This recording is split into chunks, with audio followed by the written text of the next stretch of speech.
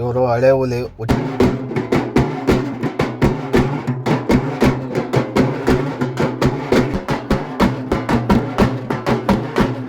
ದೃಷ್ಟಿ ನನ್ನೊಬ್ಬನ ಮೇಲಿಡಿ ತಪ್ಪದು ನಿಜ ಮನರಂಜನೆ. ಸೊ ಗೈಸ್, ಇದು ಜೀವ ಉಳಿಸಿರೋ ಖುಷಿಲಿ ಅಣ್ಣ ಫುಲ್ಲು ಸ್ಟೆಪ್ ಆಗ್ತವನೆ. ಮಿಸ್ ಆಗಿದ್ದಿದ್ರೆ ನಮ್ಮ ಹೆಣದ ಮುಂದೆ ಸ್ಟೆಪ್ ಹಾಕ್ಸೋನು. ಸೊ ದೇವ್ರ ದೇಹದಿಂದ ಏನು ಆಗದ ಬಂದು ಲಾಗ್ ಮಾಡ್ತಾ ಇದ್ದೀವಿ. ಬನ್ನಿ ನಮ್ಮೂರು ಜಾತ್ರೆ ತೋರಿಸ್ತೀವಿ.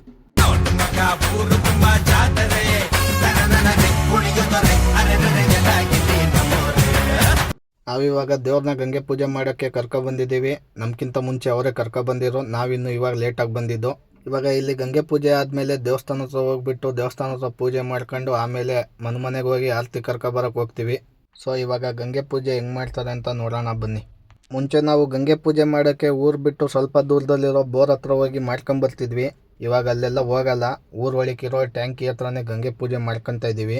ಇವಾಗ ದೇವರಿಗೆ ಪೂಜೆ ಮಾಡೋಕ್ಕೆ ಸುತ್ತಲೂ ತೆರೆ ಹಾಕ್ತಾ ಇದ್ದೀವಿ.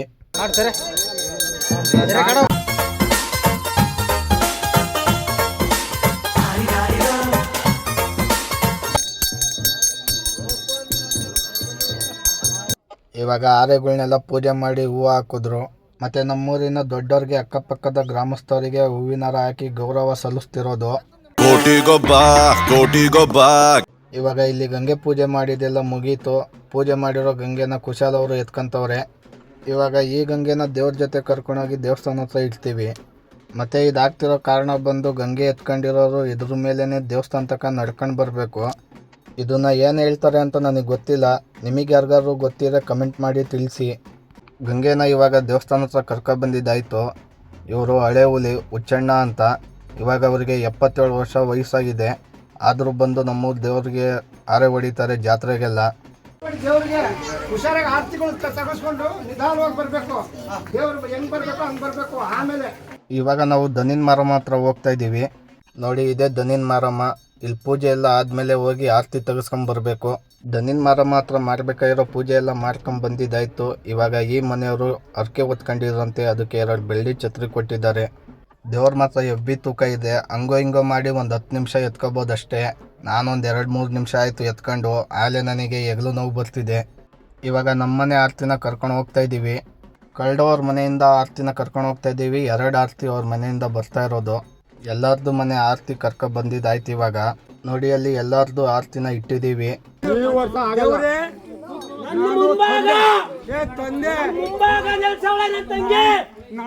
ಇವಾಗ ಪೂಜಾರಿ ಮೈ ಮೇಲೆ ದೇವ್ರು ಬಂದಿದೆ. ಆದರೆ ಎಷ್ಟೋ ಜನ ಹೇಳ್ತಾರೆ ಯಾವುದೇ ಕಾರಣಕ್ಕೂ ಮನುಷ್ಯರ ಮೇಲೆ ದೇವ್ರು ಬರಲ್ಲ ಅಂತ. ಅದು ನಿಮ್ಮ ಮೆಂಟಾಲಿಟಿ ಮೇಲೆ ಡಿಪೆಂಡು. ಮನೆ ಒಬ್ರಿಗಲ್ಲ, ಎಲ್ಲರಿಗೂ ಕೊಡಬೇಕು.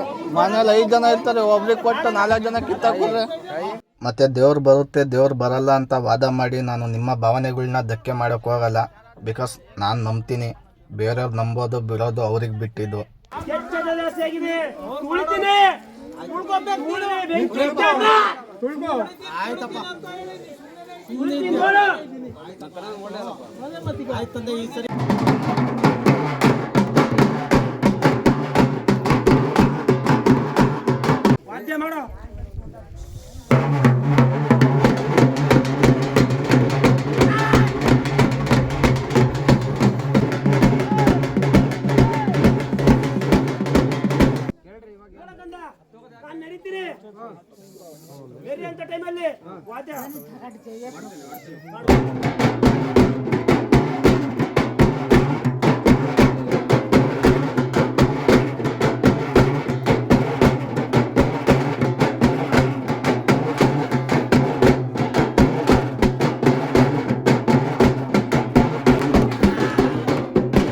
ಇವಾಗ ಎಲ್ಲ ಆರತಿಗಳನ್ನ ಒಂದೇ ಸತಿ ಕರ್ಕೊಂಡು ಕೆಳಗಡೆ ಇರೋ ದನಿನ್ ಮಾರಮ್ಮ ಹತ್ರ ಹೋಗ್ತಾ ಇದ್ದೀವಿ.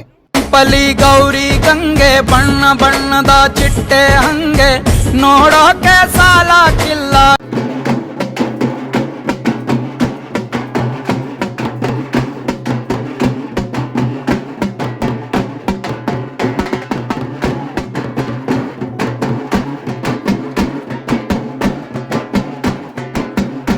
ವರ್ಷಕ್ಕೆ ಒಂದ್ಸತಿ ಮಾಡೋ ಜಾತ್ರೆಯಲ್ಲಿ ದೇವ್ರಿಗೆ ಕುಣಿಸ್ಲಿಲ್ಲ ಅಂದರೆ ನಮಗೆ ಜಾತ್ರೆ ಮಾಡಿರೋ ಫೀಲೇ ಬರಲ್ಲ.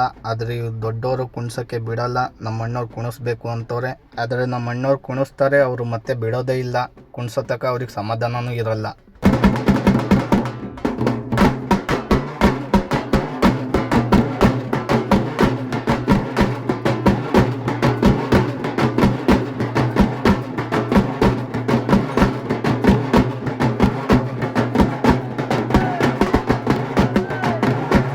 ದೇವರಿಗೆ ಕುಣಿಸೋದ್ರಲ್ಲಿ ಇದು ಜಸ್ಟ್ ಟ್ರಯಲ್. ಧೂಳ್ ಮೆರವಣಿಗೆ ದಿನ ಫುಲ್ ಫೈರ್ ಆಗಿರುತ್ತೆ. ನಾವಿವಾಗ ದನಿನ್ ಮಾರಮ್ಮ ಹತ್ರ ಹೋಗಿ ಮರಿ ಹೊಡಿತೀವಿ. ನಾವು ಮರಿ ಹೊಡೆಯೋದು ಶಿವಲಿಂಗ ಸ್ವಾಮಿಗೆಲ್ಲ, ದನಿನ್ ಮಾರಮ್ಮಂಗೆ. ಶಿವಲಿಂಗ ಸ್ವಾಮಿಗೆ ನಾನ್ ವೆಜ್ ಅಂದರೆ ಆಗಲ್ಲ. ಮತ್ತು ನಾವು ದೇವಸ್ಥಾನ ಹತ್ರ ಮರಿ ಹೊಡಿಬೇಕಂದ್ರೆ ಶಿವಲಿಂಗ ಸ್ವಾಮಿಗೆ ತೆರೆ ಹಾಕ್ಬಿಟ್ಟು ಮರಿ ಹೊಡೆಯೋದು. ಮುಂದೆಗಡೆ ಅಲ್ಲೂ ಮಾರಮ್ಮ ಇದೆ, ಅದಕ್ಕೆ ನಾವು ಮರಿ ಹೊಡೆಯೋದು.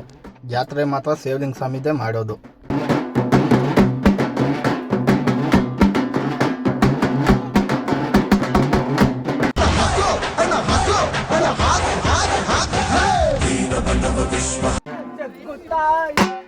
ಸೊ ಗೈಸ್, ಈ ಲಾಗ್ ನಿಮಗೆ ಹೆಂಗೆ ಅನ್ನಿಸ್ತು ಅಂತ ಕಮೆಂಟ್ ಮಾಡಿ ತಿಳಿಸಿ. ಈ ಲಾಗ್ ಇಲ್ಲೇ ಎಂಡ್ ಆಗ್ತಿದೆ. ಆಗಲೇ ಟೈಮ್ ಬಂದು 12 ಗಂಟೆ ಆಗ್ತಿದೆ. ನನಗೆ ನಿದ್ದೆ ಬರ್ತಿದೆ. ನೆಕ್ಸ್ಟ್ ಲಾಗಲ್ಲಿ ಸಿಗ್ತೀನಿ. Thank you for watching this video.